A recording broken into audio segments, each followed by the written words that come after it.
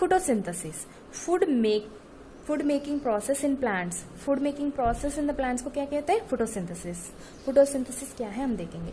Leaves are the food factories of plants. Therefore all the raw materials must reach the leaf.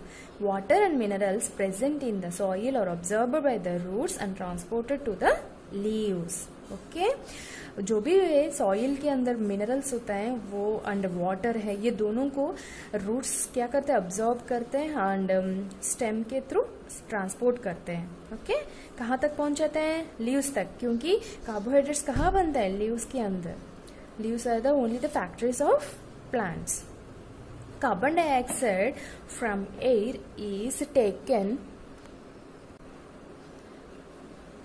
through the tiny pores present on the surface of leaves.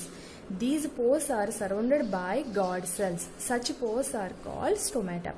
एक leaves के अंदर tiny छोटे छोटे holes होते हैं. ये leaf के अंदर एकदम छोटे छोटे, उनका क्या बोलते हैं? उनका guard cells होता है, उनका surrounded by guard cells होते हैं. Such pores are called stomata. Okay, next. यहाँ पे सेल्स के बारे में दिया है, ये पढ़ लेंगे. You have seen that buildings are made of BRICS.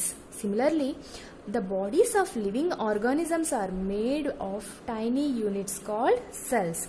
Sales can be seen only under the microscope. Cells क्या होता है? अभी लीव्स हैं, इस लीव्स के अंदर बहुत सारे सेल्स है. कोई भी बॉडी पार्ट है, लीफ है, कोई भी हो, पूरा organisms made of tiny unit cells. Okay, छोटे छोटे सेल्स होता है. Cells can be seen only under the microscope. ऐसा नहीं दिखेगा, माइक्रोस्कोप अंडर से ही देख सकते हैं. Some organisms are made of only one cell. The cell is enclosed by thin outer boundary called cell membrane. ये देखिए, ये एक सेल है. ओके, ये बहुत सारे सेल्स हैं, इसमें एक सेल है. ये सेल में ये सेल का आउटर लेयर है, क्या है? इनको क्या बोलते हैं? Cell membrane. मतलब ये बाउंड्री है, इनको सेल मेम्ब्रेन कहते हैं. And most cells have a distinct centrally located spherical structure called nucleus. यहाँ पे जो सेंटर पार्ट है एक स्पेरिकल शेप में होता है, इसको न्यूक्लियस कहते हैं. Okay, the nucleus is surrounded by A jelly like substance called cytoplasm. यहाँ पे ये मेम्ब्रेन और न्यूक्लियस के बीच में एक जेल की जैसे एक सब्सटेंस होता है, उसको साइटोप्लाज्म बोलते हैं. Okay, now water and minerals are transported to the leaves by vessels which run like pipes throughout the root, the stem, the branches and the leaves.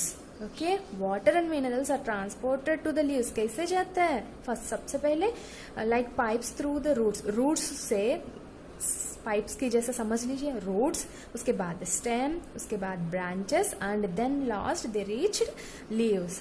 They form continuous path or passage for the nutrients to reach the leaf through they are called vessels. You will learn more about transport of materials in plants in chapter 11. और ये transport कैसे होता है water यहाँ से leaf तक, root from soil to leaf, वो और चैप्टर 11 में और अच्छी तरह से रीड कर लेंगे. Okay, the leaves have a green pigment called chlorophyll. हमारा लीव्स ग्रीन कलर होता है. ओके, हम प्लांट्स का लीव्स ग्रीन कलर होते हैं. क्यों होता है? उसका ग्रीन कलर के लिए एक रीजन है, एक कलर आने के लिए एक सब्सटेंस होता है, वो उसका नाम है क्लोरोफिल. ये नहीं होगा तो वो कलर चेंज होते हैं. कई लीव्स ड्राई होता है, तो उसमें क्लोरोफिल डेड होने के बाद वो ड्राई हो जाता है leaf. It helps leaves capture the energy of the sunlight. Chlorophyll से क्या यूज है? सनलाइट से एनर्जी कैप्चर करने का वर्क है क्लोरोफिल का. The energy is use to synthesize food from carbon dioxide and water. Since the synthesis of food occurs in the presence of sunlight, it is called photosynthesis. Okay, chlorophyll in the presence of sunlight use carbon dioxide and water that makes a food, their food. This process is called photosynthesis. Photo means light and synthesis means combining. So we find that chlorophyll sunlight, carbon dioxide and water necessary to carry out the process of photosynthesis. It is a unique method on the earth. The solar energy is captured by the leaves and stored in the plant in the form of food. Solar energy captured by the leaves, yes. Solar energy कौन capture करते हैं? Leaves capture करके and stored in the plant के अंदर store कर देते हैं in the form of food. Thus the sun is the ultimate source of energy for all living organism. So finally sun is the ultimate source of energy for all living organisms, है ना. Can you imagine life on the earth in the absence of photosynthesis? अभी आप एक बार imagine करो, बिना sunlight हमारा life कैसे होगा. लाइट के बिना फोटोसिंथेसिस नहीं होता है, सनलाइट के बिना. सो फोटोसिंथेसिस नहीं हो तो फूड ही नहीं है, प्लांट्स भी ग्रो नहीं होता है, एनिमल्स और ह्यूमन बीइंग क्या कर सकते हैं, है ना.